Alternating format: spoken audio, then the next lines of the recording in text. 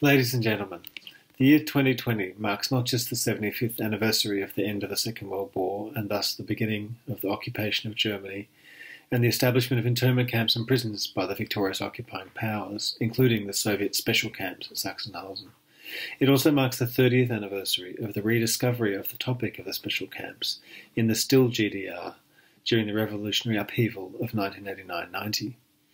This dual anniversary gives us pause to reflect not only on the history of the camps, but also on how their histories have been addressed and on where future developments might lead. The context and history of the camps show in exemplary fashion that history is not a morality tale of good against bad, of absolute virtue and absolute evil. It is complex and multifaceted with many shades of grey. But it's also important to recognise that it's only in the dark that all cats are grey. In the light, we are able to make crucial distinctions. It is important to acknowledge the different perspectives and interests at play, both in the events that we are remembering and in their subsequent remembrance. All of the occupying powers wanted to defeat Germany and to eradicate Nazism, but they did so in ways that reflected their very different wartime experiences, their traditions and ideologies. Within each occupying power's personnel, too, there were differing views, some more, others less responsive to the fate of the camp inmates. On the German side, too, the perspectives and experiences of officials of the Nazi Party, state and terror apparatus on the various levels differed from those of anti-fascists who collaborated with the occupying powers in identifying and arresting these and other Germans. And these again from adolescent internees suspected rightly or wrongly of some sort of anti-Soviet activity. If the majority of internees were middle-aged at the time, 40 years later it was mainly those who had been arrested as adolescents who became active in telling their stories, commemorating the dead and influencing the public discussion.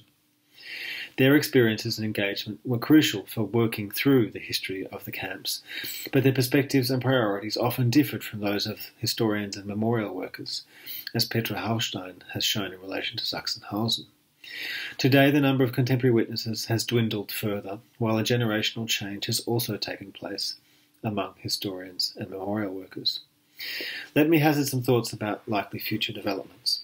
The topic is unlikely to generate headlines in the future as extensively as it has done in the past, whether at the height of the Cold War in the late 1940s and early 50s, or at the height of the controversies about mass graves and the design of memorials in the 1990s. Yet it will remain important and relevant, with the potential to provoke controversy.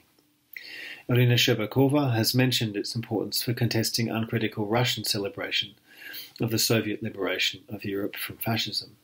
While there it has the potential to challenge overly simplistic national narratives, in Germany controversy is most likely to re-emerge from attempts to reassert simplistic narratives about continuities from brown to red terror in 1945, and to emphasise German suffering rather than guilt. Beyond such familiar attempts at instrumentalisation, numerous conceptions and myths will remain. For instance, the proportion of adolescent internees will likely continue to be overemphasised, as will the fact that most internees were not Nazi criminals and were not even suspected of being such.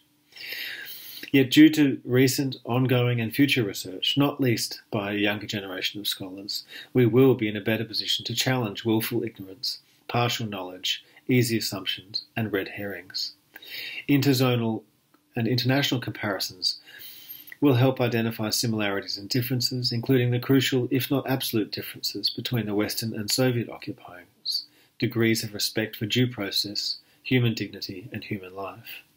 Equally, if not more important and valuable, will be small-scale but in-depth empirical studies of the sort that Andreas Weigelt has conducted into arrests in the town of Bad Freienwalde.